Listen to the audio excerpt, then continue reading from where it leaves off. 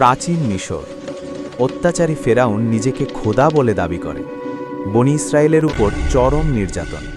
তার ভয় এক ইসরায়েলি শিশু তার রাজত্ব ধ্বংস করবে।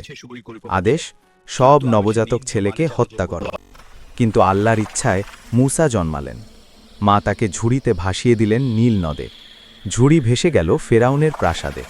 রানী আসিয়া শিশুটিকে কোলে তুললেন। এ আমাদের চোখের শীতলতা। অজান্তেই মূসা ফেরাউনের প্রাসাদে বড় হলেন। বড় হয়ে মূসা নবুয়ত পেলেন। ভাই হারুনকে নিয়ে ফেরাউনের কাছে গেলেন। বনি ইসরায়েলকে মুক্তি দাও। ফেরাউন হাসল। মূসা লাঠি ফেললেন, বিশাল অজগর। জাদুকররা হার মানল। ফেরাউন অটল। আল্লাহ পাঠালেন ৯টি আযাব, রক্ত, ব্যাং, মাছি, অন্ধকার। কিন্তু ফেরাউন তবু মানল না। শেষে মূসা বনি ইসরায়েল নিয়ে মিশর ছাড়লেন। ফেরাউন সেনা নিয়ে তাড়া করল। লোহিত সাগরের কিনারে আটকে গেল সবাই। মূসা লাঠি দিয়ে আঘাত করলেন, সাগর দুভাগ। ইসরায়েলিরা নিরাপদে পার হলেন। ফেরাউন তাড়া করতে গেল, পানি ফিরে এলো। ফেরাউন ও তার সেনা ডুবে গেল।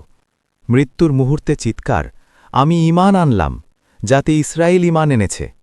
কিন্তু দেরি হয়ে গিয়েছিল। আল্লাহর উপর ভরসা রাখলে অসম্ভবও সম্ভব হয়। অত্যাচারীর পতন অনিবার্য। এটাই মূসা আলাইহিস সালামের অলৌকিক যাত্রা। আল্লাহর রহমত অসীম।